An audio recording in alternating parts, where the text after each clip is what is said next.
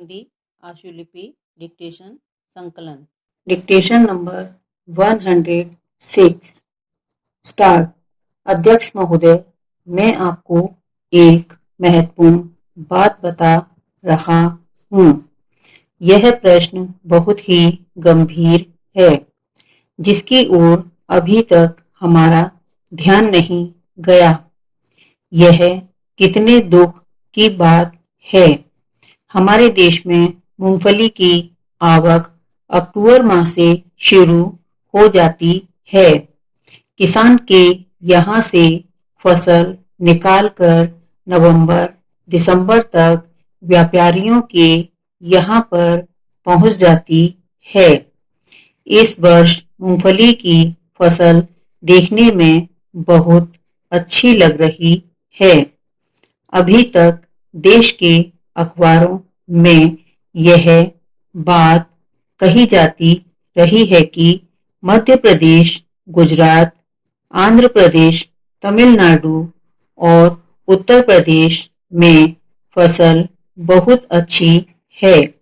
इसलिए यह संभावना व्यक्त की जा रही थी कि इसके भाव कुछ कम होना चाहिए, परंतु कुछ दिनों से अभी अखबारों में यह बात आने लगी है कि केवल गुजरात में 3.5 लाख टन मूंगफली की पैदावार कम हुई है।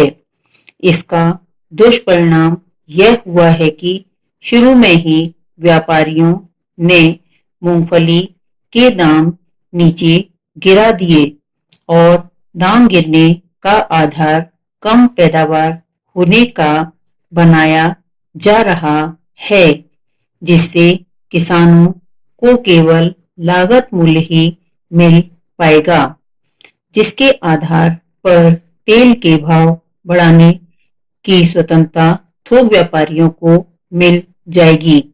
इसका पूरा लाभ जमाखोरों को मिल सकता है।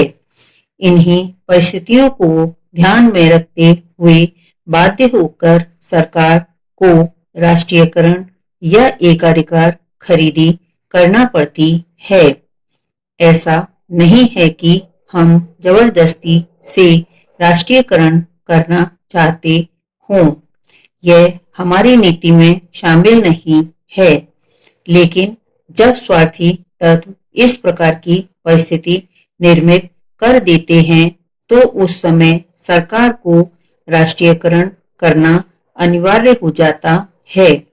सरकार को वाणिज्य और व्यापार के क्षेत्र में राष्ट्रीयकरण या एकाधिकार करने का शौक नहीं है। यह बड़े दुर्भाग्य की बात है कि जब गल्ला किसान के पास होता है, उस समय गल्ले के भाव गिर जाते हैं। इसी प्रकार से मूंगफली जब तक किसान के पास थी, उसके भाव गिरे हुए थे, लेकिन जब वह स्वार्थी लोगों के हाथ में पहुंच गई, तो अखबारों में यह आने लगा है कि मूंगफली की फसल डैमेज हो गई है। इस प्रकार जनता को स्वार्थी तत्वों के हाथों से बचने के लिए विवश होकर सरकार को राष्ट्रीयकरण या एकाधिकार करना पड़ता है।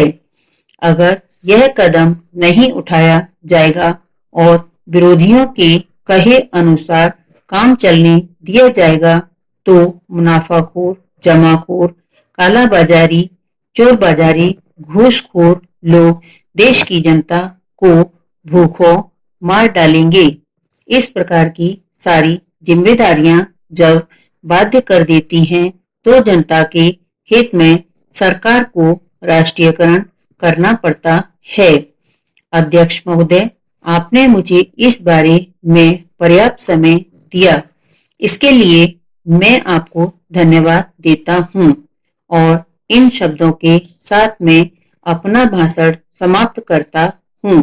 स्टॉप। हिंदी डिक्टेशन के लिए एक्सप्लोर स्टेनोग्राफी चैनल को लाइक करें, सब्सक्राइब करें, बेल आइकन को प्रेस करें और वीडियो को शेयर करें।